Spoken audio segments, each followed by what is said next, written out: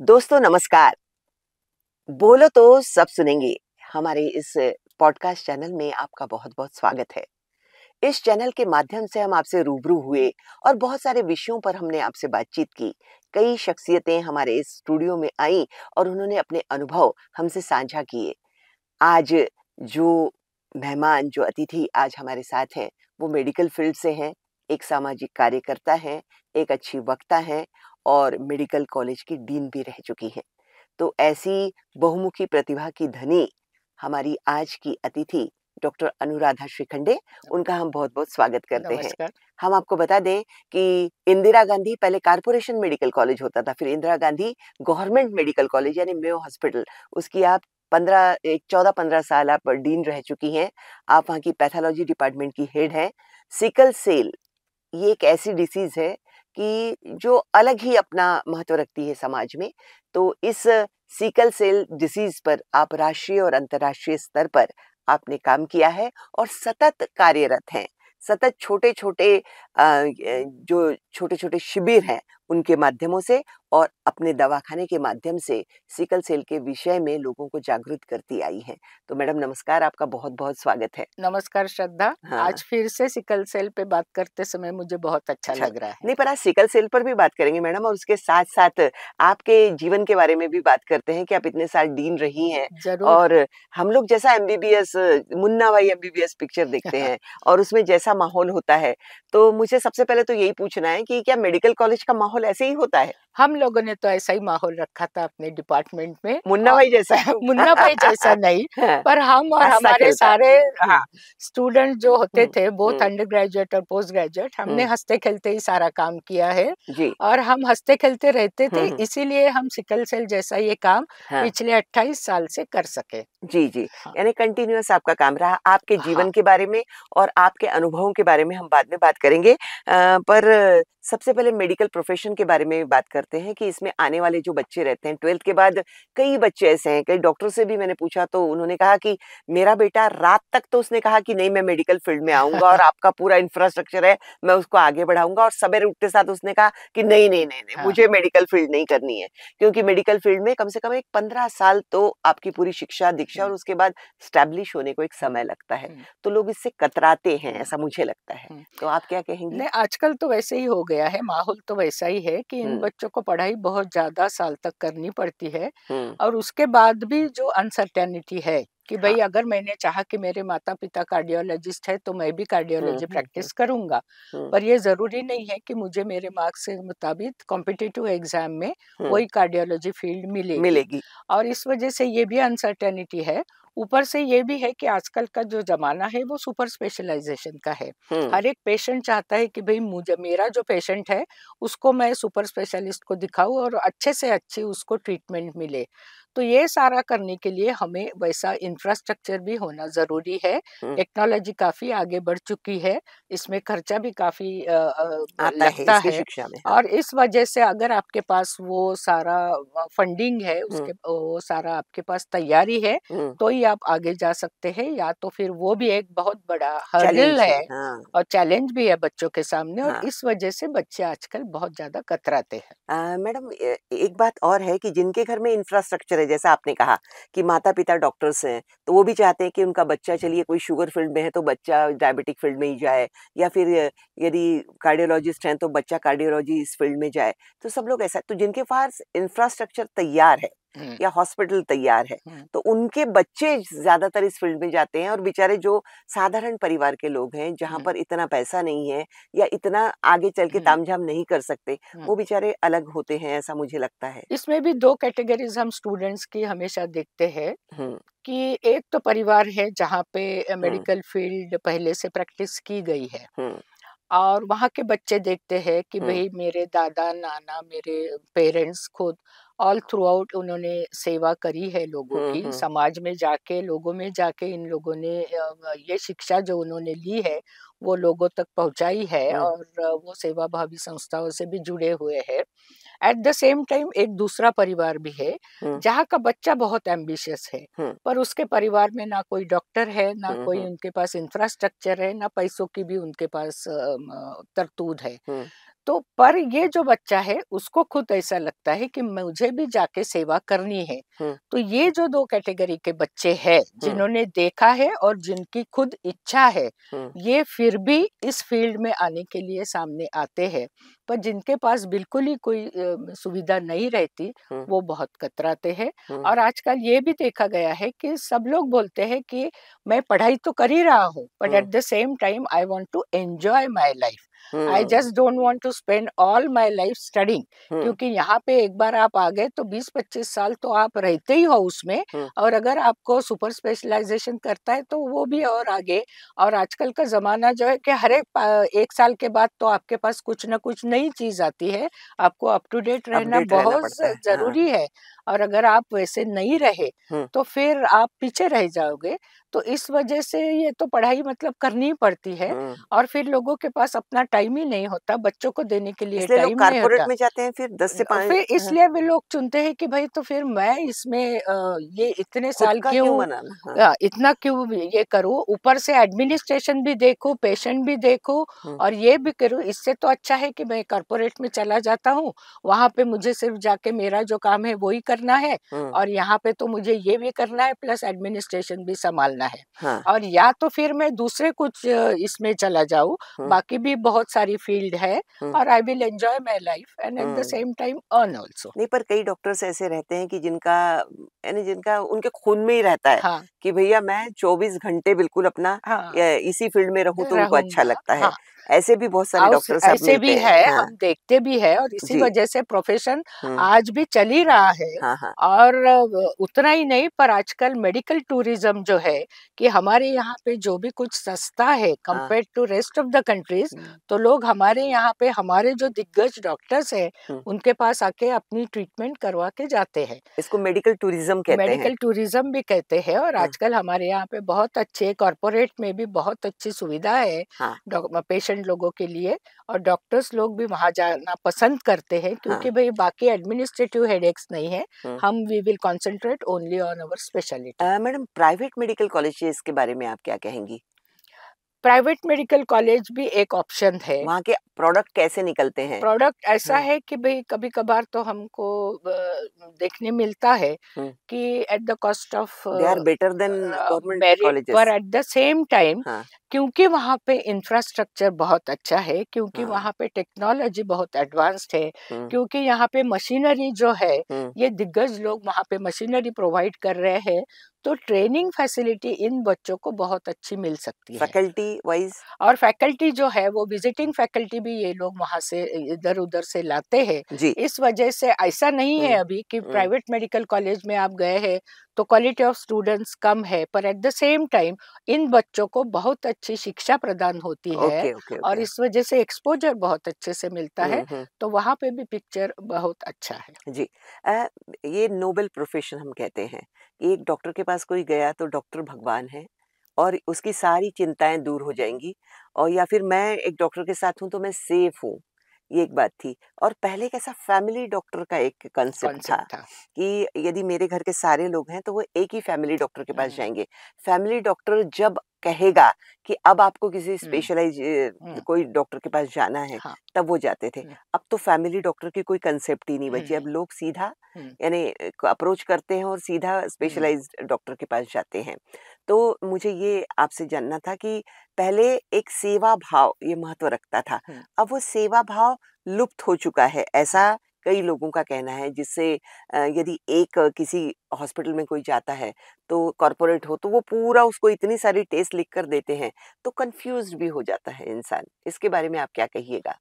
नहीं, इसके बारे में तो ये तो आजकल जो प्रॉब्लम है, हुँ, वो डे टू डे बढ़ते जा रहा है। हुँ, और मुझे ऐसा लगता है हुँ, कि लोग तो सेवाभावी है ही। हुँ, डॉक्टर लोगों का प्रोफ़ेशन ही वही है, उनको हुँ, सेवा करनी है। हुँ, पर आजकल अनफॉर्च्यूनेटली पेशेंट लोग जो है, पेशेंट पॉपुलेशन है, हुँ, उनको आजू-बाजू बताने वाले जो एडवाइज़र्स हैं हुँ, और आप अगर हॉस्पिटल में एडमिट होते हैं, हुँ, तो किसी को गवर्नमेंट हॉस्पिटल में जाना नहीं है। उतना उतना हाँ, उतना कंफर्टेबल नहीं लगता है, क्योंकि वहाँ पे उनका कहना है कि हमें टाइम भी बहुत ज़्यादा लगता है, सारी फैसिलिटी भी वहाँ पे नहीं है, दवाइयाँ भी हमको टाइम पे मिलेगी कि नहीं ये मालूम नहीं है, और इस वजह से हम प्राइवेट में या कॉर्पोरेट हुँ। हॉस्पिटल में जाना पसंद करेंगे। जी।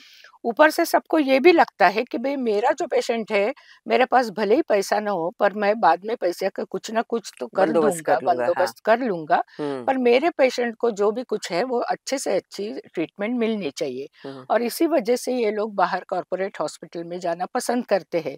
गवर्नमेंट की बहुत सारी स्कीम्स है, हुँ, जो कॉर्पोरेट हॉस्पिटल मिलती में हैं। भी मिलती है, हुँ, और इस वजह से भी ये लोग जो है, हुँ। वो वहाँ पे जाते हैं।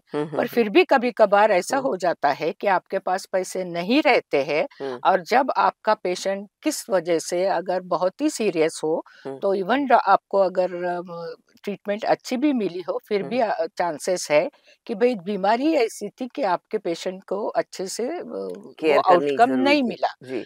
तो इसमें ऐसा पेशेंट को लगता है हमेशा कि मेरा पेशेंट अगर अच्छा पेशेंट और उनके रिलेशंस को लगता है कि हुँ, मेरा पेशेंट अगर अच्छा होके नहीं आया है, हुँ। इसका मतलब है डॉक्टर डॉक्टर अच्छा की नहीं गलती है। है। और अगर डॉक्टर की गलती है, तो हाँ, आजकल का सोसाइटी का नजरिया डॉक्टर प्रोफेशन के तरफ देखने का थोड़ा ऐसा बदल गया है जी। कि भई ये तो यहाँ पे पैसे लेने के लिए हाँ, ही बैठे हैं, हाँ। जितना नोबल प्रोफेशन पहले था, उतना नहीं है। कुछ प्रमाण तक ये कई जगहों पे हो सकता है, um, but that is not the whole reality. जी। तो अभी भी डॉक्टर प्रोफेशन नोबल है, डॉक्टर्स वैसे ही है। हुँ, आपकी तरफ से भी कुछ ना कुछ हो सकता है कि आपने भी पेशेंट को बहुत लेट हॉस्पिटल में ले जाके हुँ, डॉक्टर को दिखाया है, और कभी-कभार किस वजह से, हुँ, या तो डॉक्टर वहाँ पे काफ़ी बिज़ी रहा हो, या दूसरी हुँ, कुछ इमरजेंसी आया आई हुँ। हो, इस वजह से हो सकता कभी-कभार है। थोड़ी देरी हो सकती जी। है। मैडम अब बिल्कुल हल्का-फुल्का सवाल कि मेडिकल कॉलेज जब भी दिखाते हैं तो उसमें रैगिंग दिखाते हैं और वहाँ का एटमॉस्फेयर बड़ा यानी ये दिखाते हैं कि वरिष्ठ लोग छोटे पर बड़ा ये करते हैं। तो ऐसा होता है? आपने देखा है? नहीं, नहीं, रैगिंग तो नहीं, आजकल तो रैगिंग हो ही नहीं सकती, क्योंकि हाँ, आजकल तो रैगिंग अगर होती भी है, हाँ। तो वो ऑफेंस करके ही गिना जाता है, और हुँ, बच्चों को रस्टिकेट किया जाता है। हुँ। पर थोड़ी बहुत मस्ती तो मस्ती, चलती हाँ। है, और वो चलनी भी चाहिए। अच्छा। क्योंकि क्योंकि ऐसा है कि भई अगर आपकी न्यू एंट्रेंस आए हैं कॉलेज हाँ। में, और आपको अगर उनको बातचीत करनी है जी, सबसे, जी। और आगे चल के तो पेशेंट पॉपुलेशन से और सोसाइटी से आपको मिलना है, हुँ, आपको उनसे बातचीत करनी है, उनको जी। कन्विंस करना है, तो डे 1 से अगर आपकी तैयारी नहीं होगी हाँ। कि भई किसी जो बिन पहचान वाले आदमी का, उनसे या कैसे इंटरैक्ट होते हैं? तो आप इंटरैक्ट कैसे करेंगे जी, फ्रीली? जी, जी। तो इस वजह से थोड़ा बहुत टीज़िंग हम उसको बोल सकते हैं, हाँ, वो किसी हद तक होना ज़रूरी भी है, जी। उसमें मज़ाक होती है, हाँ। और वो दोनों तरफ से उसी इसमें लेना चाहिए। पर अगर वो अगर आगे चल के एक्ज़ैजरेट होते हैं। लिमिट्स के बाहर चला जाए, हाँ, और if it turns out into a physical ये, हाँ। तो वो उसमें तो वो ऑफेंस ही हो जाता है। जी, मैडम आप 15-16 साल डीन रही हैं, हुँ। तो आपके एक्सपीरियंसेस बताइए कि कुछ बच्चे अलग तरीके के रहते हैं या कुछ आपको अनुभव इतने खट्टे-मीठे आए होंगे कि बहुत मज़ा भी आया होगा और आपने तो अपना पूरा करियर बहुत हँसी-मज़ाक से जिया है। नहीं, हमने हाँ, तो जब जैसे मैं अपना खुद का अनुभव बताती हूँ, हुँ, और काफ़ी सुनने वाले भी इसमें होंगे। हाँ, मेरा फर्स्ट डे जो था कॉलेज का, हुँ, मेरा ही क्लासमेट था, जाके सीनियर लोगों ने उनको बोला कि जाओ अपने भाभी को जाके नमस्ते करके आओ। हुँ, यहाँ तक कि टीज़िंग जो है वो चलता ही है, हाँ, और हाँ, बच्चे भी इतना ही करते हैं, हाँ, और ये फर्स्ट ईयर तक ही सीमित रहता है। अच्छा, और आजकल तो थोड़ा बहुत ऐसा भी देखा गया है कि हुँ, सिर्फ बॉयज़ लोगों में नहीं, हुँ, आजकल गर्ल्स लोगों को भी हुँ, थोड़ा आगे आने के लिए हुँ, लड़कियाँ हुँ, भी हुँ, हॉस्टल में थोड़ा बहुत रैगिंग करती है। हाँ, बाकायदा एक दिन फ्रेशर्स डे करके रखा जाता है, हाँ, वहाँ पे थोड़ी बहुत ये नोक-झोंक चलती है। जी, बस जी, वो वही इसमें लेनी चाहिए, हाँ। उससे आगे उसका आपके पास कभी कोई कंप्लेंट नहीं आई या कभी ऐसा हुआ नहीं कि आपको बहुत सारे ऐसा अनुभव आया हो कि अरे इनको छुड़ाना बड़ा मुश्किल है नहीं या क फिर इनको बड़ा समझाना पड़ा हो हाँ, या कंप्लेंट तो एडमिनिस्ट्रेशन में भी आपको हाँ, हाँ, जब मैं डीन थी तब ये ऐसे हुँ, कंप्लेंट आई थी। Um, that was a very serious affair, um, और उसका उसका अल्टीमेट रिज़ल्ट ये हो गया कि हुँ, बच्चों को अपनी टर्म गँवानी पड़ी। अच्छा, तो ये भी है, डे 1 कॉलेज में आप एनाटॉमी डिपार्टमेंट में जाने, यहाँ पे बाकायदा ये रैगिंग के बारे में सारी चीजें बताई जाती है। हॉस्टल में भी वार्डन लोग काफी इन्वॉल्व रहते हैं इसमें, both boys as well as girls hostel में। बच्चों को भी काफी बार बताया जाता है। और इस वजह से रैगिंग होना आजकल लोग डरते हैं इससे, और वो टीजिंग तक की सीमित रहता है। कभी कभार फिर भी बच्चे थोड़ा करना जब चाहते हैं और करते भी है, और कंप्लेंट आती है, तो रिपरकशंस बहुत सीरियसली उसके होते हैं। मैडम, ये बच्चे बड़े मजेदार जवाब देते होंगे ना आपके पास, जब यदि आप कभी बुलाती होंगी। आपके गणेशोत्सव में मैंने भी डिबेट बोला है, बच्चे आपको बोलने ही नहीं देते। यदि आप देखकर बोल रहे हैं तो पीछे से ऐसे अजीबोगरीब हाथ पैर करते हैं या चेहरे बनाते हैं कि आप हंस पड़ते हो या आप बोलने से डर जाते हो। तो ऐसे बच्चे बहुत टैलेंटेड होते हैं वैसे मेडिकल के बच्चे। तो ये सारी चीजें, ऐसा कई बार आपको भी बहुत मजा आया होगा किसी के जवाब से, आपने कुछ क्वेश्चन किया होगा। इवन टीचर्स लोगों को भी ऐसा ही आता है अनुभव। हम भी टीचर रह चुके हैं, तो बच्चों की ये ऐसी वाली जो हरकतें हैं, ये तो हमने एज अ टीचर भी एक्सपीरियंस की है, और उसमें काफी मजा आता है। वो उसी इसमें अगर हम लेते हैं तो स्टूडेंट और टीचर में एक बॉन्डिंग तैयार हो जाती है कि भाई टीचर भी उतने ही हल्के फुल्के तरीके से इस चीज को ले रहा है। जी। कोई ऐसा बच्चा जो बहुत ही नॉटी था और आगे चल के फिर बहुत अच्छे डॉक्टर बने, ऐसे भी बहुत होंगे। ये तो हमेशा रहता ही है ना, कि जो बच्चा पहले चल के बहुत नॉटी होता है, जो सबको तंग करता है, वो आगे जाके एक बहुत ही अच्छा डॉक्टर, रिस्पॉन्सिबल पर्सन बनता है, और पेशेंट लोग भी उनको बहुत अच्छे से पहचान लाइक करते हैं। मैडम, 15 साल का कालावधि छोटा नहीं होता, एक बड़ी एक जनरेशन आपने कितनी सारी देखी है। तो इसमें जनरेशन गैप को आपने अनुभव किया होगा, हर साल साल दर साल आपने अनुभव किया होगा कि कैसे यानी बदलती जाती है जनरेशन। और अब तो आप वो जेन जी देखते हैं कि ये अभी के जो युवा देश को ही अपने हाथों में लेना चाहते हैं, जबकि इतना अनुभव नहीं है, और फिर आगे चल के खुद ही बहुत दिग्भ्रमित हो जाते हैं, जो हमने अभी देखा कि वो खुद ही कंफ्यूज हो गए कि अब क्या करना चाहिए, या फिर उनके ही आपस में इतना तारतम्य नहीं रहता, इतना यानी जुड़ाव नहीं रहता, इतना अनुभव नहीं रहता। तो ये जनरेशन गैप के बारे में आप क्या बोलेंगी? नहीं, मैंने जैसे मैंने पहले भी बताया है कि मैं 2000 मतलब 25 साल तक मैं इन स्टूडेंट पॉपुलेशन के साथ रही हूँ, both undergraduate as well as postgraduate medical college में। और मैंने यहाँ के भी स्टूडेंट देखे हैं। मैंने मेरा पोस्ट ग्रेजुएशन जो पोस्ट ग्रेजुएट इंस्टीट्यूट चंडीगढ़ में हुआ था, वहाँ के भी स्टूडेंट पॉपुलेशन मैंने देखी है। मैं फेलोशिप के लिए बाहर गई थी, मैंने वहाँ का भी माहौल देखा है, वहाँ के भी स्टूडेंट्स देखे हैं। तो जनरेशन तो बदलती रहेगी ही, और आगे चल के जो हम थे 25 साल पहले, उसके कंपैरिजन में जो बच्चे आज आए हैं, ये तो हमसे कई फील्ड्स में, कई शाखाओं में हमसे तो बहुत ज्यादा स्मार्ट है भी, और कहीं कहीं एरियाज में वो हमसे ज्यादा स्मार्ट नहीं भी है। और इसका मेन उदाहरण मुझे ऐसे लगता है, या मेन रीजन मुझे ऐसे लगता है, कि आप सोचिए कि आपके माँ बाप जब थे, हम जब 25 साल पीछे चले जाते हैं, तो सोचिए कि हमारे घर में जो माहौल होता था, हमारे आजू बाजू में जो हमारे माँ बाप होते थे, हमारे दादा दादी घर में होते थे, हमारे बुआ या जो भी कोई फैमिली हमारी जो होती थी, घर का माहौल एक अलग रहता था। हर एक बच्चे को कोई ना कोई तो एक रहता था कि भाई ये मेरी बुआ जो है, इसके पास जाके मैं कुछ भी बोल सकता हूँ, और मैं इसमें जाके कुछ भी कन्फाइड कर सकता हूँ। आजकल जो न्यूक्लियर फैमिली हो गई है, इन बच्चों के पास या तो माँ बाप रहते हैं, या तो दोनों काम पे रहेंगे, या और घर में एक ही रहता है, या दोनों में से एक ही रहेगा।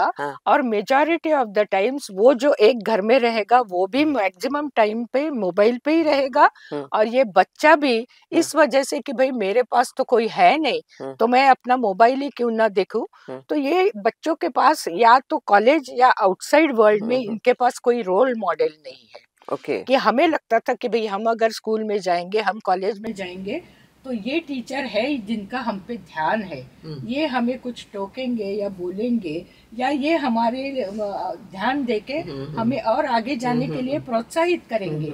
आजकल वो भी माहौल जो है ये कॉलेजेस में कम दिखता है, और एट द सेम टाइम ये भी हमें दिखता है कि ना घर में भी कोई है जो हमें आगे पीछे, इवन हम कॉलेज से आएंगे तो भी कोई गाइडेंस कम हो गया है ऐसा लगता है। रोल मॉडल्स इनके पास आजकल नहीं है। इनके पास रोल मॉडल नहीं है। इनका मॉडल यही है। रोल मॉडल्स कौन कौन थे? हमारे तो रोल मॉडल्स में मैं डॉक्टर सूबेदार सर का नाम लूंगी, डॉक्टर दलाल मैडम का नाम लूंगी मैं। अच्छा। डॉक्टर सुतारिया मैडम, ये नागपुर के जो दिग्गज लोग हैं। डॉक्टर गोवर्धन सर ये नाम है। पीजीआई चंडीगढ़ में गई थी, प्रोफेसर केसी दास जो थे हमारे हिमेटोलॉजी के प्रोफेसर, मैं उनका नाम लूंगी। और स्विट्जरलैंड में मैं जब गई थी, वो कोएगुलेशन लेबोरेटरी में काम कर रही थी, तो हमारे एक कोएगुलेशन फैक्टर होता है, फैक्टर 13, जो उन्होंने खोज निकाला था, वो प्रोफेसर डुकर्ट का। और इन लोगों को सबको हमने काम करते हुए देखा है, उनका डेडिकेशन देखा है, उन्होंने स्टूडेंट के प्रति उनकी जो आस्था रहती है वो देखी है। इन लोगों ने हर एक बैच में लोगों को आगे जाने के लिए जो प्रोत्साहित किया है वो हमने देखा है। आजकल मुझे लगता है ये थोड़ा सा कहीं तो कॉलेजेस में और इंस्टीट्यूट्स में ये माहौल थोड़ा कम हो गया है, और ये गैप बढ़ रही है। और ये जो आज का माहौल है कि जहाँ हम युवा ही चाहते हैं कि वही देश चलाएं, वो देश को पूरा हम देखे हैं कि हमारे अगल बगल के कंट्रीज में और हमारे यहाँ पर भी कुछ जगह भी हम देखते हैं कि जो हमारे रोल मॉडल है वही मिलकर, वो सारे बच्चे मिलकर पूरे देश को ही उल्टा करना चाहते हैं। यहाँ पे एक फैक्चुअल थिंग हमें नोट करना बहुत जरूरी है कि ये जो हम लोग बोल रहे हैं कि युवा पीढ़ी है, युवा पीढ़ी है, तो ये तो हमारे पास है ही, ये हमारी धरोहर है। क्योंकि हमारे कंट्री में जो युवा पीढ़ी है वो मैक्सिमम नंबर में है। मोदी जी हमारे जो प्राइम मिनिस्टर है वो हर एक अपने भाषण में बताते हैं, and he is so proud of our young population, कि भाई हमारे पास, हमारे देश में ये युवा पीढ़ी है जो बाकी लोगों के कंपैरिजन में बहुत ज्यादा है, और इनके ऊपर हम लोग अभी विश्वास करके यही हमारे देश को आगे लेके जाएंगे। एट द सेम टाइम ये भी बहुत जरूरी है कि ये जो युवा पीढ़ी है इनको अगर डायरेक्शन बराबर मिली तो ये प्रॉपर डायरेक्शन में जाएंगे। उनके साथ अगर मन की बात करने वाला कोई रहता है तो वो बराबर से वहां पे जुड़े रहेंगे। पर आप अगर उनको यही बताओगे कि ये जो चीजें हो रही है यही सही है, और इससे भले ही हमारे पर्यावरण का नुकसान हो जाए, भले ही हमारी पृथ्वी नाराज हो जाए, पर ये सारी चीजें हमें करनी चाहिए। सही करना चाहिए, गाइडेंस बराबर चाहिए, इनको प्रॉपर दिशा में आप ले चाहिए। और ये जो आजकल बोलते हैं और बहुत इजीली झटक देते हैं कि ये हमारे रिस्पॉन्सिबिलिटी में, why should we do spoon feeding? Spoon feeding नहीं है, दिस इज गाइडेंस। ये प्रॉपर जनता को हमें गाइडेंस देना है। अपने साथ इनको लेके अगर आगे चलेंगे तो हम कहीं के कहीं विश्व गुरु बनने में टाइम नहीं लगेगा। अब मैडम बात करते हैं आपके सिकल सेल पर, जिसके लिए आपने बहुत काम किया और अपने जिंदगी के बहुत साल आपने दिए हैं। तो सिकल सेल ये डिसीज यानी क्या, इसको आप परिभाषित करें ताकि हमारे सुनने वाले जान जाएंगे कि सिकल सेल किसी व्यक्ति को हो गया तो वो क्या होता है एग्जैक्टली। ये खून की बीमारी है, इतना यहाँ तक तो सभी जानते हैं, पर उसके अलावा यस, ये तो विषय जो है वो मुझे बहुत दिल के करीब है। और मैं पहले ही ये बताना चाहूंगी कि ये जो सिकल सेल का गवर्नमेंट ऑफ महाराष्ट्र का हमने काम जो किया है, मैंने एज प्रोजेक्ट डायरेक्टर जो काम हम पिछले 28 साल से कर रहे हैं, ये जो काम हम कर रहे हैं, ये अगर ये युवा पीढ़ी मेरे साथ कॉलेज में जुड़ी हुई नहीं रहती थी तो जिस हद तक हमने ये काम अभी किया है और जो आगे लिया है, ये मुमकिन नहीं था जी। ये अकेले का काम नहीं है। ये जो हमारे पास बैचेस आई है, स्टूडेंट पॉपुलेशन की, अंडर ग्रेजुएट और पोस्ट ग्रेजुएट, और इन लोगों ने जो हमारे साथ काम किया है, जो जुड़े रहे हैं, इस वजह से इंदिरा गांधी मेडिकल कॉलेज ने जो ये सिकल सेल में अपना नाम कमाया है, ये इन बच्चों की वजह से है। सिकल सेल आनुवंशिक बीमारी है। अगर आपके माता पिता को ये बीमारी है तो आपको ये बीमारी होगी, यानी ये पक्के अनुवंश से आती है। ये अनुवंशिक बीमारी है। अगर माता और पिता दोनों में से एक को ही है और उसके तरफ से आपको ये जीन मिलता है, एबनॉर्मल जीन अगर मिलता है, तो आपको सिंस एक ही पेरेंट की तरफ से ये मिला है, तो आप कैरियर बनेंगे, जिसको हम वाहक बोलते हैं। यानी एक ही पेरेंट कह रहे हैं, माँ या पिता में से, या माँ से या पिता से, हाँ, तो आप वाहक बनते हैं, उसके आप करियर वाहक बनते हैं। बने हैं। और वाहक का मतलब ये है कि भाई आपको फुल ब्लोन जो डिसीज के लक्षण है वो दिखाई नहीं पड़ेंगे। अच्छा। आप जैसे नॉर्मल पॉपुलेशन होती है वैसे आप भी नॉर्मल रहेंगे। आपको अगर कभी किसी ने पूछा कि आपकी खून की जांच हुई है क्या, आप बोलेंगे हाँ हुई है। पर आपको ये पूछना और जानना जरूरी है कि आपके स्पेसिफिक सिकल के लिए खून की जांच की है कि नहीं की है, क्योंकि जब तक आप ये स्पेसिफिक टेस्ट नहीं करेंगे सिकल हीमोग्लोबिन के बारे में, तब तक आपको ये मालूम नहीं होगा। अच्छा। आपका कंप्लीट ब्लड काउंट अगर जो हम रूटीनली करते हैं कि भाई जाके खून तपास के ले आओ, उसमें आपको सिकल की टेस्ट नहीं जानकारी नहीं मिलेगी। उसके लिए आपको स्पेसिफिक टेस्ट करनी पड़ेगी और स्पेसिफिक टेस्ट करने के बाद ही आपको मालूम पड़ेगा कि आपको सिकल की बीमारी है कि नहीं है। और यदि दोनों को हो और दोनों का आए तो? हाँ, और अगर दोनों पेरेंट्स मतलब फादर और मदर दोनों अगर कैरियर्स है या एक डिसीज्ड है और एक कैरियर है, उन दोनों के तरफ से अगर बच्चे को बीमारी मिलती है तो वो फुल ब्लोन डिसीज का पेशेंट बनेगा। इसमें मैडम आपने डिसीज्ड बोला, हाँ, और एक करियर, तो डिसीज्ड किसको बोलेंगे? सिकल सेल डिसीज यानी दोनों तरफ से आपको एब्नॉर्मल जीन मिला है और आपको रोग, ये सिकल सेल जो आजार है उसके लक्षण आपको दिखते हैं, आप में दिखेंगे जब आप पैदा होते हैं। सिंस ये अनुवांशिक बीमारी है, इसका मतलब ये है कि पैदा होते ही आपको ये बीमारी के लक्षण दिखना शुरू हो जाएंगे। 6 महीने तक आपका जो नॉर्मल फीटल हीमोग्लोबिन जो रहता है वो आपको प्रोटेक्ट करेगा, और उसके बाद 6 महीने के बाद हो सकता है जल्दी से जल्दी 6 महीने के बाद आपको इस डिसीज के लक्षण दिखाई पड़ेंगे। जी, क्या होता है ये डिसीज? मैडम मुझे ये बताइए कि हाँ, ये क्या होता है, यानी इसमें खून में क्या खराबी आती है या क्या अलगपन आता है, वो बताइएगा। हाँ, ये मैंने पहले बोला था कि ये खून की बीमारी है, पर खून में हमारे खून में जो होता है वो रेड ब्लड सेल्स होती है, व्हाइट ब्लड सेल्स होती है, प्लेटलेट्स होती है और प्लाज्मा होता है। ये सारा मिला के और बाकी सारे जो एंजाइम्स है, कोएगुलेशन फैक्टर्स है, ये सारी चीजें मिला के हमारा ब्लड कंपोनेंट बनता है। पर इसमें ये जो बीमारी है, this is confined only to red blood cells. Red blood cell में रहता है हीमोग्लोबिन। नॉर्मल अगर आपका हीमोग्लोबिन है तो आपकी जो रेड ब्लड सेल्स बाइकॉन्केव या गोलाकार डिस्क के तरीके से रहती है, यानी जो लाल रक्त कण है वो गोल गोल होते हैं। हाँ, नॉर्मली लाल रक्त कण जो है वो गोलाकार आपको दिखेंगे अंडर द माइक्रोस्कोप। पर सिकल हीमोग्लोबिन अगर आपको मिला है आपके पेरेंट्स से, तो ये जो सिकल हीमोग्लोबिन है अंडर सर्टेन कंडीशंस, लाइक जब ऑक्सीजन कम हो जाएगा, आप में डिहाइड्रेशन हो गया है, पानी की कमतरता हो गई है, खून की कमी अगर हो जाएगी, तो ये सिचुएशन में, ये स्ट्रेसफुल सिचुएशन में आपका ये जो सिकल हीमोग्लोबिन कैरी करने वाली जो रेड ब्लड सेल्स है वो हंसिए का आकार ले लेती है, यानी चंद्राकार हो जाएंगी, सिकल का आकार ले लेती है। इसका मतलब ये है कि now they will have pointed ends.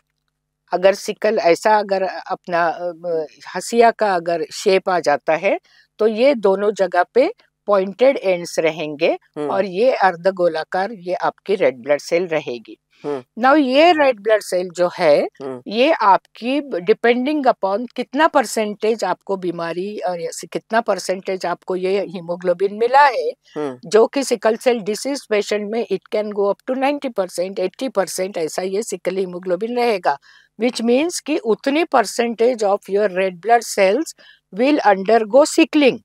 ये सिकल जैसी हो जाएंगी अंडर स्ट्रेसफुल कंडीशंस, और ये रेड ब्लड सेल्स को अब आप हमारी जो ब्लड वेसल्स है उनसे पास होना है। नाउ नेचुरली अगर इनमें ये जो दोनों तरफ पॉइंटेड एंड्स है तो ये पास नहीं होगी फ्रीली एज कंपेयर टू गोलाकार रेड ब्लड सेल्स, और इस वजह से वो वहां पे ट्रैफिक जाम हो जाएगा, वो ब्लड वेसल में वहां पे एक के ऊपर एक जमा हो जाएगी, और इस वजह से आपका जो ऑर्गन है उसको जो ब्लड मिलना चाहिए था आपके ब्लड वेसल के थ्रू वो नहीं मिलेगा, और वो ऑर्गन जो है जस्ट बिकॉज उसको ब्लड नहीं मिलेगा वो it will undergo disuse and then it will undergo necrosis.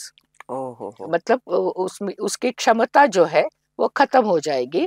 और जो नॉर्मल हमारे लंग्स है, हार्ट है, लीवर है, स्प्लीन है, इसमें अगर ये ट्रैफिक जैम हो जाता है ब्लड वेसल्स का जस्ट अंडर स्ट्रेसफुल कंडीशंस, तो इसमें ये बीमारी रहेगी फिर।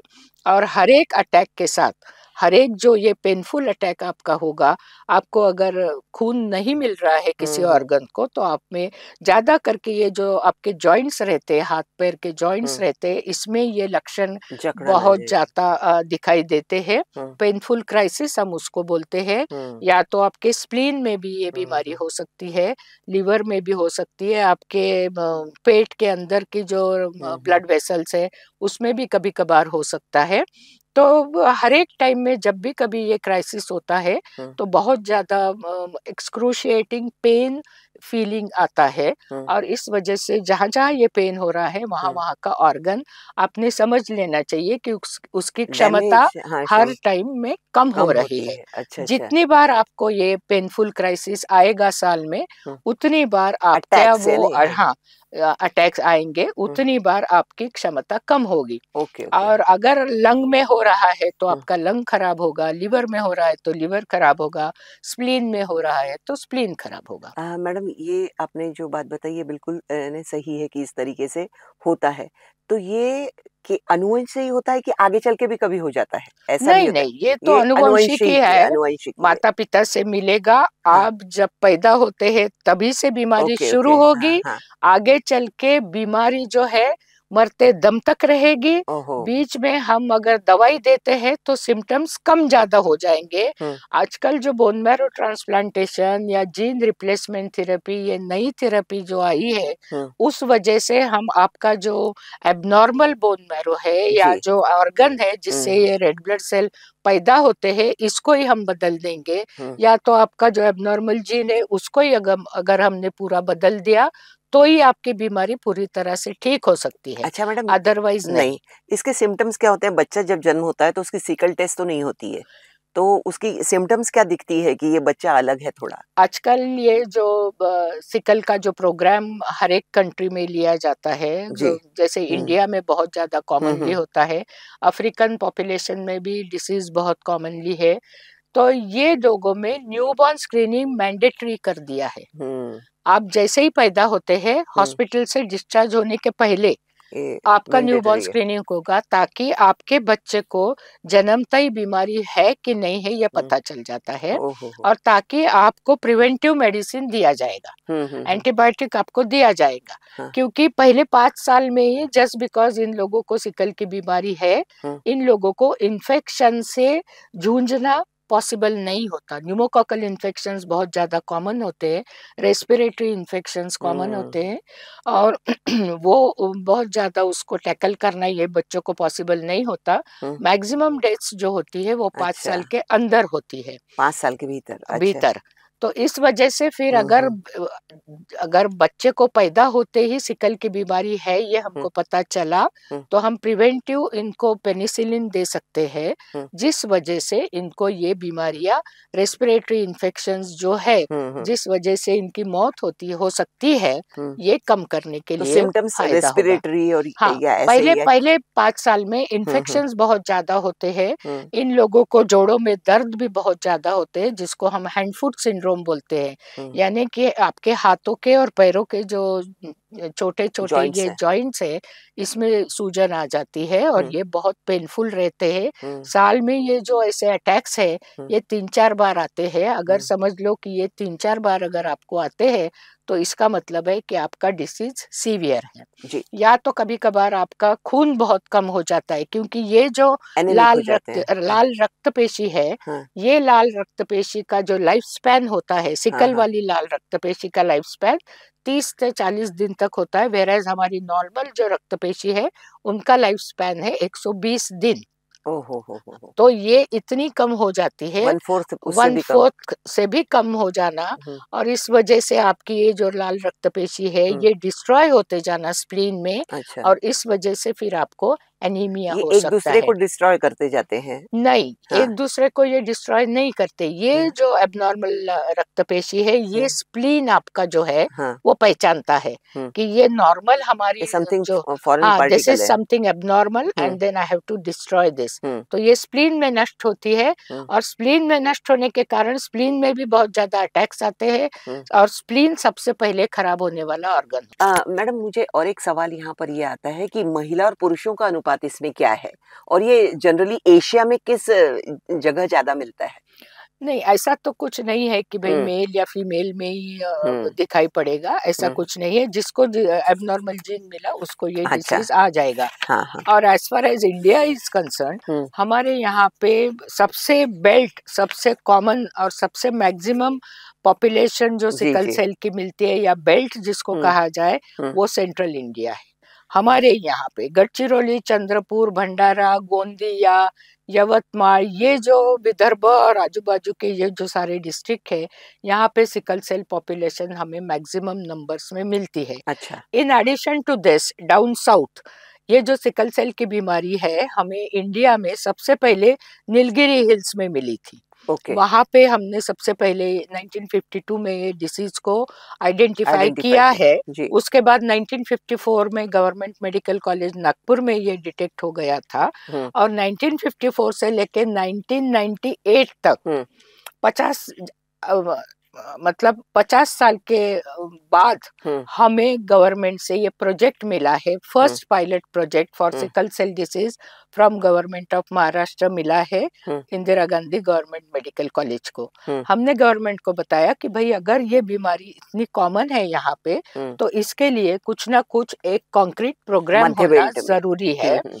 और इस वजह से फिर गवर्नमेंट ऑफ महाराष्ट्र ने ये हुँ। प्रोग्राम यहाँ पे हमें दिया। इसका कारण क्या होता है मैडम? ये किन लोगों को होती है खासकर?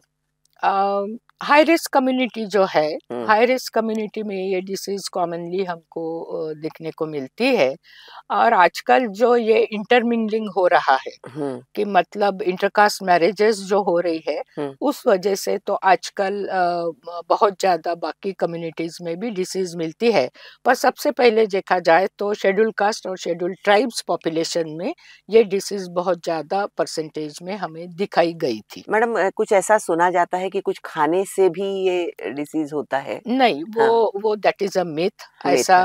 पहले बहुत सारे लोग हमें भी बताते हैं, हाँ, ट्राइबल्स अभी भी, हुँ, कि जो मांस खाया हुआ है, हुँ, हुँ, तो उस वजह से ये हमें हुआ है। पर हुँ, ये आनुवंशिक बीमारी है, जैसे हुँ, हमने पहले भी कहा है। हुँ, हुँ, हुँ। तो बाकी किसी एक्सटर्नल तो इसका एजेंट से, रीज़न कुछ ओरिजिन कुछ नहीं पता? एक्सटर्नल ओरिजिन तो ये सबसे पहले जो डिसीज़ है, ये अफ्रीका में अपने को सबसे पहले पाया गया था हुँ, 1910 में। हुँ, और उसके बाद जो है, ये जैसे-जैसे माइग्रेशन होते रहा पॉपुलेशन का, हुँ, स्लेव ट्रेड होता रहा, हुँ, हुँ, हुँ, तैसे वैसे-वैसे ये हुँ। डिसीज़ फिर स्प्रेड होता गया है। हाँ, तो ये जो करियर रहते हैं या जो डिसीज़ रहता है, तो ऐसे लोगों की जनजागृति तो आप बहुत कर रहे हैं और गवर्नमेंट के माध्यम से बहुत हो रही है।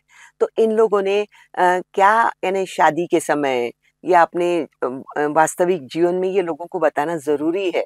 क्योंकि हमने बहुत देखा है कि इसमें इसके कारण बहुत सारे डिवोर्स होते हैं, हुँ, बहुत सारे डिवोर्स केसेज़ सामने आते हैं, हुँ, क्योंकि लोग इस डिसीज़ को छुपाते हैं, हुँ, बताते नहीं हैं। हुँ। तो ये भी बहुत या देखा गया है। तो ये इसके बारे में हम लोग जब जन जागृति में लोगों से बातचीत करते हैं, तो सबसे पहली बात तो हम लोग ये बताते हैं हुँ, कि जैसे कुछ साल पहले हुँ, कुष्ठ रोग होता था, हुँ, कुछ साल पहले टीबी होता था, हुँ, कुछ साल पहले एचआईवी एड्स होता था। हुँ, और उसके बाद जनजागृति करते-करते ट्रीटमेंट मोडालिटी अवेलेबल जैसे-जैसे हो गई, हुँ। वैसे-वैसे ये डिसीज़ भी, जो पहले हमें लगता था कि भई हम कुछ नहीं कर सकते, आजकल उसके लिए दवाई भी आ गई है, और आजकल उसके लिए परमानेंट क्यूर भी आ गई है, वैसे ही सिकल सेल का है। हुँ, तो इस चीज़ को छुपाने से ये बाकी सोशल प्रॉब्लम्स बहुत ज़्यादा आएगी। कैसे होता है कि हमने हमारे ये जो 28 साल हम लोग इसके प्रोजेक्ट ऊपर में आप हैं। काम काम कर रहे हैं, हुँ, अलग-अलग प्रदेशों में जाके, तो अनुभव एक ही है कि अगर लड़की को बताते हैं कि भई आपकी जो प्रिलिमिनरी टेस्ट है वो पॉजिटिव आई है, हुँ, और संभावना है कि आपको सिकल सेल की बीमारी हो सकती है, हुँ, तो वो देखा गया है कि आगे चल के वो कंफर्मेटरी टेस्ट के लिए सामने नहीं आएगी, या बहुत स्टिग्मा समझते हैं उसको। ये वो बच्ची घर में जाके बताएगी कि भाई मेरी टेस्ट पॉजिटिव आई है। और ये मैं college going boys and girls के बारे में बता रही हूँ, क्योंकि अपने यहाँ पे जो हमने बोला है गवर्नमेंट को कि टारगेट पॉपुलेशन कौन सी होनी चाहिए जिनको टेस्ट करना चाहिए। एक हमने बताया है कि न्यूबॉर्न बेबीज होनी चाहिए, ताकि आपको पहले ही पता चले कि आपके बेबी को डिसीज है कि नहीं, राइट फ्रॉम द बिगिनिंग, ताकि प्रिवेंट कर सके। दूसरा है marriageable youth, marriageable girls and boys, क्योंकि शादी के पहले इनको अगर मालूम होता है कि भाई आपको सिकल सेल की बीमारी है, या तो आप डिसीज्ड है या तो आप कैरियर है। अगर आप डिसीज्ड है तो लक्षण आपको आएंगे, आप अपने आप से दवाखाना पहुंचते हैं, क्योंकि ये जो पेनफुल क्राइसिस के अटैक्स होते हैं ये आपको घर में बैठने नहीं देंगे।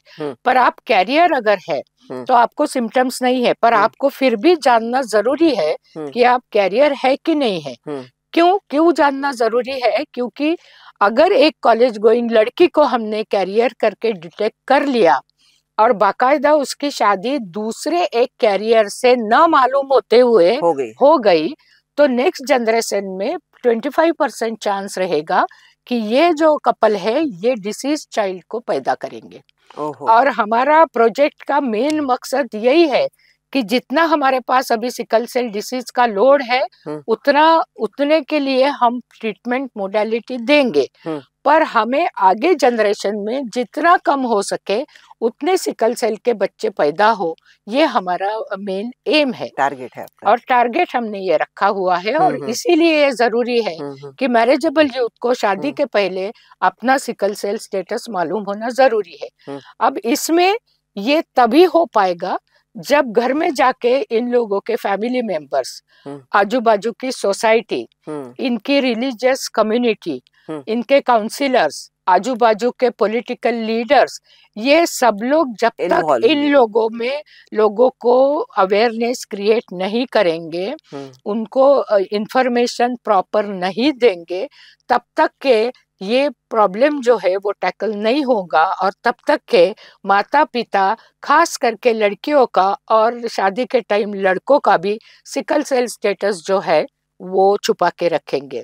पर डिसएडवांटेज मैं ये फिर से दोबारा हर साल मैं बोलती हूँ, अभी ये माध्यम से भी मैं फिर से दोबारा बताना चाहूंगी कि अगर आपने शादी के पहले ये टेस्टिंग नहीं किया हो या किया भी हो, और अगर आपने छुपाया है, तो आजकल गवर्नमेंट की पॉलिसी है कि जो प्रेग्नेंट माता गवर्नमेंट हॉस्पिटल या प्राइवेट हॉस्पिटल में जाती है, तो जब भी कभी वो जाएगी तब उसका सिकल सेल का टेस्टिंग मैंडेटरी है।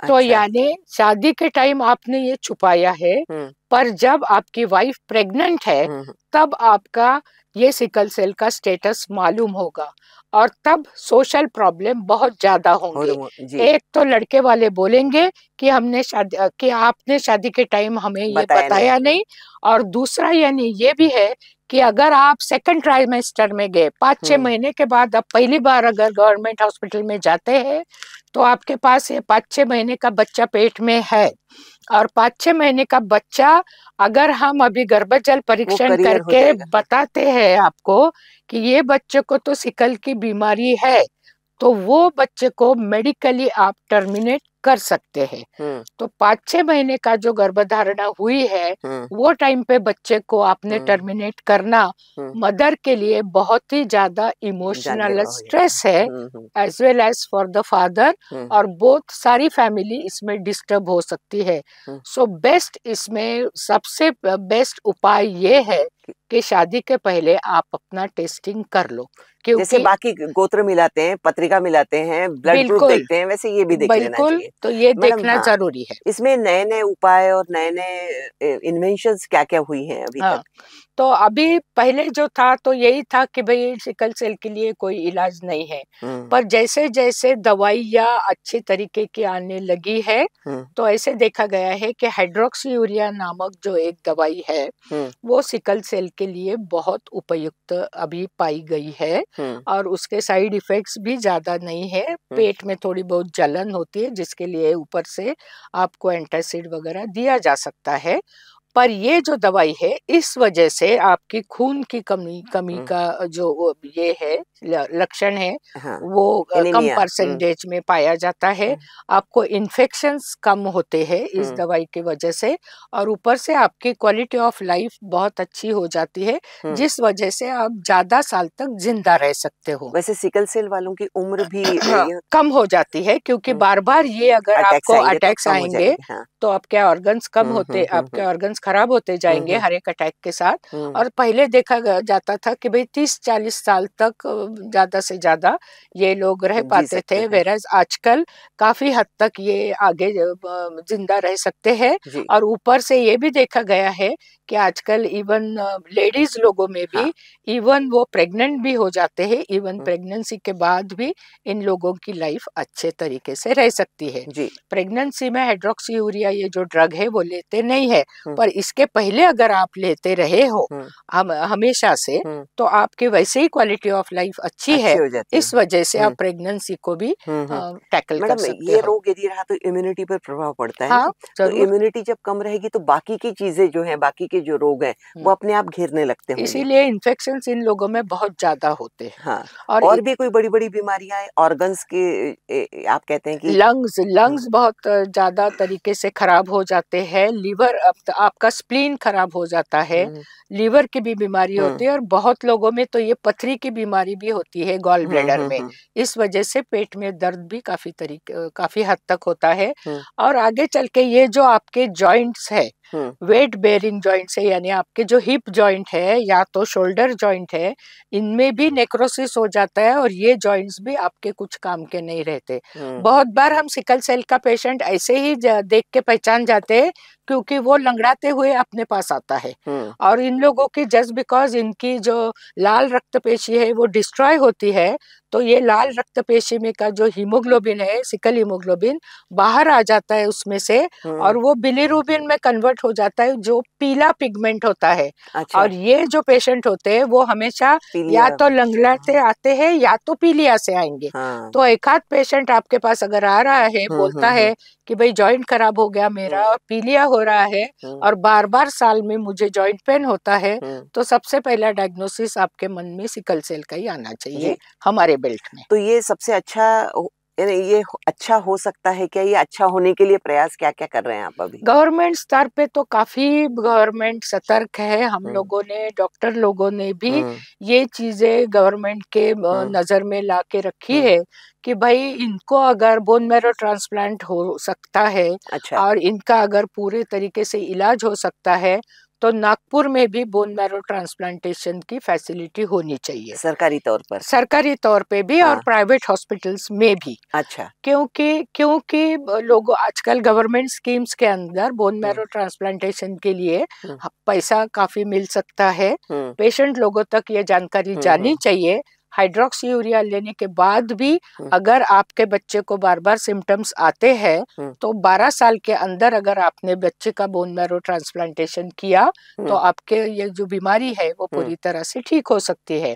गवर्नमेंट का all India institute of medical sciences में हुँ, काफ़ी हद तक वहाँ पे इलाज होता है ये बोन मैरो ट्रांसप्लांटेशन की फैसिलिटी हमारे पेशेंट के लिए उपलब्ध रहे, और इसके लिए प्रयास जारी है। प्राइवेट सेक्टर में या फिर प्राइवेट जो प्राइवेट सेक्टर में भी कहीं एक आध 2 जगह पे हुँ, सिकल सेल के हुँ, लिए हुँ, बोन मैरो ट्रांसप्लांटेशन की फैसिलिटी नागपुर में भी आने की हमें उम्मीद है, अच्छा। नियर फ्यूचर में। तो जो प्राइवेट संस्थाएँ जो इस क्षेत्र में काम कर रही हैं, तो वो भी जनजागृति का कार्य इससे करती हैं? हाँ, हुँ, प्राइवेट संस्था में काम करने वाले जो हुँ, स्पेशलिस्ट है, मतलब हुँ, हुँ, ट्रीटिंग फिजिशियन, मैं हुँ, पैथोलॉजिस्ट हूँ, हुँ, मैं तो लेबोरेटरी में आइडेंटिफाई कर सकती हूँ, हुँ, पर जो क्लिनिशियंस है, हुँ, जो बाहर रह के इन लोगों का इलाज कर रहे हैं, वो भी हम लोगों से जुड़े हुए हैं, हुँ, और हम सब लोग मिलके um, both laboratory as well as इसकी क्लिनिकल साइड की जन जागृति करते हुँ, हैं। हम दूसरी दूसरी जगह में जाके वहाँ के लेबोरेटरीज सेटअप करके देते हैं। वहाँ के मेडिकल ऑफिसर्स जो है या वहाँ के जो फील्ड वर्कर्स है उनका ट्रेनिंग करते हैं जी। कि भाई हाइड्रोक्सी कैसे देनी चाहिए, कब देनी चाहिए, कौन से डोजेस में देनी चाहिए, कब बंद करनी चाहिए, ये सारी चीजें चीजें और आप जन बताते हैं। जागृति हमारी मैडम चालू फॉरेन है। कंट्रीज जितने भी हैं, अमेरिका हो गया, ये प्रगत कंट्रीज, वहां पर ये आपको नहीं दिखाई देता है नहीं, ये? वहाँ पे भी है, जो पॉपुलेशन वहाँ पे माइग्रेट हुई है अच्छा। वहाँ पे भी दिखाई देता है। मेडिटेरियन कंट्रीज में भी सिकल सेल की बीमारी है, अफ्रीकन कंट्रीज में भी बहुत ज्यादा है। और ये सारे जो डेवलप्ड कंट्रीज है हम्म। यहाँ पे बोन मैरो ट्रांसप्लांटेशन हो सकता है, इसलिए वहाँ पे इस पे परमानेंट इलाज हो सकता है। जी। और तो जीन रिप्लेसमेंट थेरेपी भी वहाँ पे अभी तो हो रही है। बोन पहला मैरो करने से फिर वो सिकल, आपके सिकल के आकार की फिर वो नहीं बनेंगे, नहीं ऐसा है? बनेगी, वो पूरा रिप्लेस करके रिप्लेस हम करके। नॉर्मल बोन मैरो से, हाँ अब डोनर जैसे खून हम हाँ हाँ हाँ। लेते हैं जी। कि भाई आपका अंदर खून की कमी है तो हाँ। हम एक आपको खून हम्म। बाहर से दे सकते हैं। उसी तरीके से बोन मैरो भी दिया जा सकता है। हम्म। उसके लिए आपको डोनर मिलना जरूरी है। हम्म। उसके लिए आपका HLA टाइपिंग करके स्पेशल टेस्ट है वो हम्म। होना जरूरी है। हम्म। और आपके अगर भाई बहन है हम्म। तो वहां पे बहुत ज्यादा चांसेस रहते हैं हम्म। कि उनका बोन मैरो आपसे मेल मैच हो। खाता होगा, और हाँ। इसीलिए जरूरी होता है हम्म। कि जो भी बच्चा है आपके घर में हम्म। 12 साल के पहले उसको अगर आप ट्रांसप्लांट करते हैं हम्म। और डोनर आपके घर में ही अगर है हम्म। तो वो बहुत अच्छे ये तरीके से। टीडीएस प्रोसेस है और खर्चीली प्रोसेस है। खर्चीली प्रोसेस है, हाँ ऊपर से सिकल सेल की बीमारी ऐसी है हाँ हाँ। कि वहां पे कंपेयर टू थैलेसीमिया, हम्म। थैलेसीमिया में भी बोन मैरो ट्रांसप्लांटेशन बहुत ज्यादा और आपने जीन प्रमाण में होता जीन है। रिप्लेसमेंट, ये हाँ, क्या होता है? मतलब ये जो एबनॉर्मल जीन है हम्म। उसको ही आप रिप्लेस कर देंगे। जैसे बोन मैरो आप रिप्लेस रिप्लेस करते करते हैं। हैं वैसे ये एबनॉर्मल जीन को ही आप रिप्लेस कर देंगे। हम्म। तो इस वजह से ये एबनॉर्मलिटी आप में पैदा ही नहीं यानी होगी। पूरी तरह से क्योर हो सकती क्योर है। हो सकता है, वो हम्म। पहला जीन ट्रांसप्लांट भी हो चुका है। जी जी हम्म। जी। तो इस क्षेत्र में अब दिन रात प्रयत्न शुरू है। प्रयत्न चालू है हमारे यहाँ पे भी। आगे चल के गवर्नमेंट ने तो अभी बोन मैरो ट्रांसप्लांट फॉर ये डिसीजेस के लिए, नॉन कम्युनिकेबल डिसीजेस के लिए भी अभी काफी हद तक डोनेशंस में पैसा मिल रहा है गवर्नमेंट की तरफ हम्म। से। तो आगे चल के सिकल सेल रुग्ण के लिए ये खुशखबरी है हम्म। कि आपके लिए बोन मैरो ट्रांसप्लांट के लिए और आपके बच्चे के, आपके पेशेंट के लिए ये एक कंप्लीट बून हो क्योर, गया है। कंप्लीट क्योर हो सकता है। जी जी। एक जाते जाते मैं आपको एक और चेतावनी देना जरूरी समझती हूँ हम्म। कि आपके घर में अगर एक बोन में सिकल सेल डिसीज का पेशेंट है हम्म। तो इसका मतलब ये है कि आपके अगर माता पिता सेम है हम्म। तो इसका मतलब ये भी हो सकता है कि एक से ज्यादा भी बच्चे आपके घर में सिकल सेल से पीड़ित या वाहक हो सकते हैं, क्योंकि माता पिता तो आपके सेम हैं। हम्म। इसलिए जब एक पेशेंट का डिटेक्शन हो जाता है कि भाई मेरे घर में इसको सिम्टम्स थे, टेस्ट किया, सिकल पॉजिटिव आया है, तो ये बहुत जरूरी है कि बाकी जितने भी वो माता फैमिली, पिता हाँ। के बच्चे हैं उनका भी टेस्टिंग हो सके, जी। हो तो जाए। आपने बहुत अच्छी जानकारियाँ जो है हमारे श्रोताओं को दी। और सिकल सेल ऐसा डिसीज़ है कि जो बहुत कॉमन नहीं है, हमारे मध्य भारत में, या फिर आपने कहा कि मध्य जैसे भारत में बहुत कॉमनली हाँ, हाँ, देखा हाँ, जाता है। यहाँ पर देखा जा रहा है। हाँ, तो यहाँ के लोगों को, खासकर जो हमारे दोस्त, जो हमारे दर्शक खासकर मध्य भारत में रहते हैं और ये कार्यक्रम देख रहे हैं, तो सिकल सेल एक जानलेवा बीमारी के तौर पर भी समक्ष आ सकती है, और ऐसा भी हो सकता है कि इससे हम पूरी तौर से छुटकारा भी पा सकते हैं। तो इस बात पर ध्यान देंगे। मैडम के यहाँ, खुद के यहाँ इसका सिकल सेल सेंटर है, और भी आप गवर्नमेंट हॉस्पिटल्स में जाएंगे तो सिकल पर बहुत सारी आपको जानकारी मिलेगी। जन जागृति लगातार हो रही है, तो ऐसा करने से हम एक बड़ी, यानी बड़ी तादाद को हम बचा सकते हैं। दूसरी एक इंफॉर्मेशन मैं और यहाँ पे देना चाहूंगी जाते जाते हम्म। कि माननीय मोदी साहब ने हम्म। 2023 में मध्य प्रदेश में डिक्लेयर कर दिया है हम्म। कि 2047 तक हम्म। हमें सिकल सेल की बीमारी पे पूर्णतः कंट्रोल पाना जरूरी है। जी। तो सब लोगों ने इसके लिए जुट जाना जरूरी है। हम्म। जैसा चाहे इंफॉर्मेशन पहुंचाइए, जुट जाइए, पेशेंट अगर आपको मालूम है उनको सामने लाइए, हम्म। ट्रीटमेंट और ये कोई दीजिए। स्टिग्मा नहीं है, आपकी नहीं, जिंदगी बेहतर हो सकती है बस। इससे। और मैरिजेबल यूथ ने हम्म। मैरिज के पहले टेस्टिंग कर लेना जरूरी है।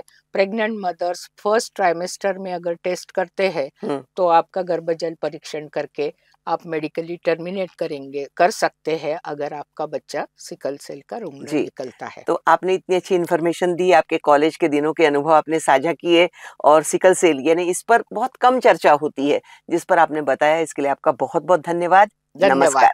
धन्यवाद। तो दोस्तों, ये आज के पॉडकास्ट में हमने एक अलग सी बीमारी के बारे में आपको बताया और साथ ही साथ आपने ये भी देखा कि मैडम डीन रह चुकी हैं, तो हमारी जो जनरेशन में जो फ़र्क आया, जो हमारे अभी के लोग हैं और जो पहले के लोग थे, तो ये एक उत्तरदायित्व एक चीज़ होती है। बस हम अपना उत्तरदायित्व निभाते चलें, तो न ही सिकल सेल होगा और न ही हमारी जनरेशन गैप बढ़ेगी।